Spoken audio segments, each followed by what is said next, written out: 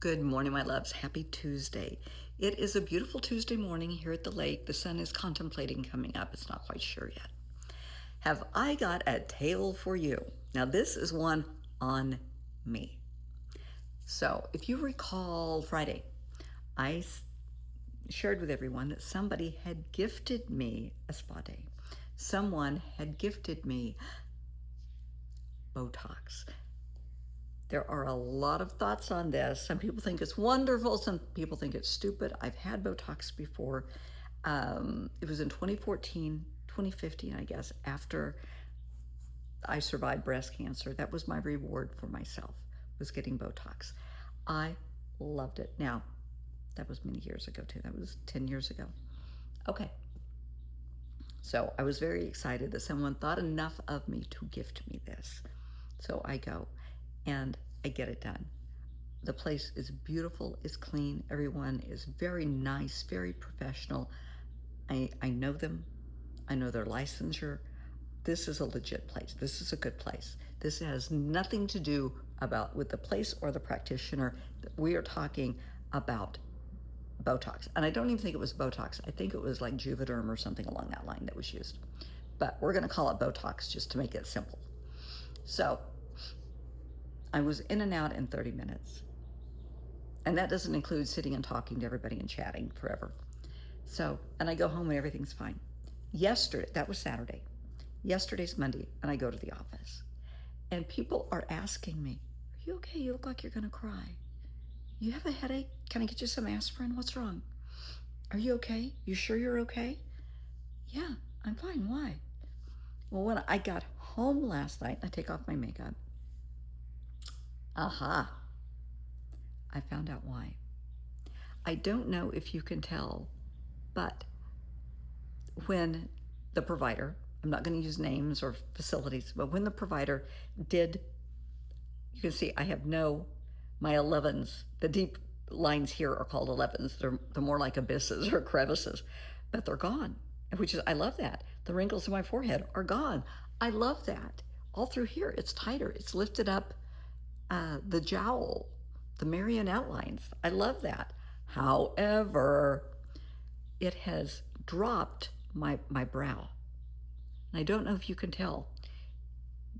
A week ago, I had this kind of an eyebrow. It was very uplifted and opened my eye. Well, now it's this. And so when women put on eye makeup, we close our eyes and we do this, and to open this area so that there are no creases and you can get in and you can put on your eye makeup and your eyeliner and all of that. That does not work for me because now my eyelids are hooded. Everything has fallen forward, kind of an Uncle Fester perma scowl. You want to talk about resting bitch face? I have one for the next 3 to 6 months, and there's not a damn thing I can do about it. It's stuck like this. I am not complaining about the provider. I am not complaining about the friend that did this, that gifted me this. I love them to the moon and back. It was my choice. I am the one that was excited and agreed to this. It is solely on me. Totally. Do I want to go back for touch-ups? No. Am I ever going to have this done again? No. No. I love how it looks through here. I am very unhappy with what it has done to my eyes. I don't like looking like I have a permanent resting bitch face. I cannot look surprised. This is me looking surprised. Seriously. I can't. It's not a good thing. So for me, it kind of bit me in the ass. But it was a beautiful gift. So the reason we are sharing this is because we have all done things like this. We have all been gifted a haircut, a salon day. And you go in and you get a haircut and it's like, oh my God, you get a perm. Back in the 80s, 70s, and 80s perms were in, and we have all had the bad perm. And it's like, oh my God, I have to live with this until it grows out. Or shave your head. Well, I have to live with Uncle Fester hooded eyebrows with a perma scowl until it wears off. And this is going to be several months. I have nothing against Botox. I have nothing against Juvederm and fillers. Been there, done that before. It was not a wise decision on my part. Think about the outcome. Think about, don't get so caught up in the moment, in vanity, and I will be the first to admit I did. I'm 60, almost 66. I don't want to look 66. I don't feel 66. Well, tough, you know? This this has kind of bit me in the tushy. I have a function coming up the first week of June that is very important to me, that I've already made hotel reservations for. I've bought my airline tickets, and if this doesn't clear by then, I'm going to cancel. I am going to cancel because I don't want everybody there saying, including I will be seeing while I'm in Wichita, I will be seeing my son and my granddaughter, and I don't want them thinking I'm mad. I don't want them thinking Grandma has a headache, Grandma's going to cry, something's wrong with Grandma. No, I would rather cancel than go through all of that, go through the trauma drama. Absolutely. And I know people out there are going to think I'm stupid and I'm being silly. And well, you have every right to think whatever you want to think. I know what I think. And while my forehead and my 11s look lovely, and right around here it's all lifted and tight and looks beautiful, well, the resting bitch face, not so much. And I guess one reason, back in the 80s and 90s, you know, if I just look at you, I have a bit of a scowl. Where my eyebrows used to come up like this, and it would show a happier, brighter me. Now it's down, and I cannot lift them without using my finger. Back in the 80s and 90s, honey, I was the bitch. I was a total flaming bitch. Seriously, all day, every day.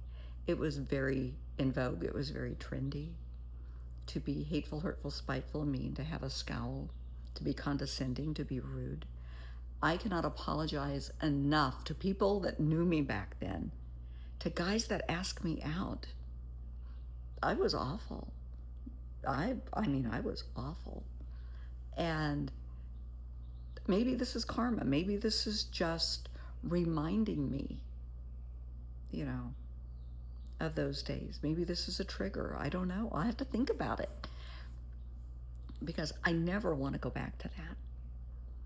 But this is a reminder that I was there, that the resting bitch face is here for the next few months. So if you see me and I don't have an excited, happy, that I can't lift my eyebrows and have a better, more excited look when I see you, my face is frozen for a few months. I feel stupid. I feel embarrassed that I did this to myself, not to myself, but I allowed it to be done. I accept accountability and responsibility. I don't blame anyone but myself. I allowed vanity to step in and bite me in the ass. That's on me. I just thought everybody would appreciate this little story. Maybe you do, maybe you don't. If you don't, okay, fine. But at this point in time, vanity has indeed bit me in the ass, at least for the next, I gotta call and make sure. Some people say 3 months, some people say 6. Either way, it's gonna be a very long 3 or 6 months. Have a wonderful Tuesday, and don't scowl. Your face will freeze this way without the Botox.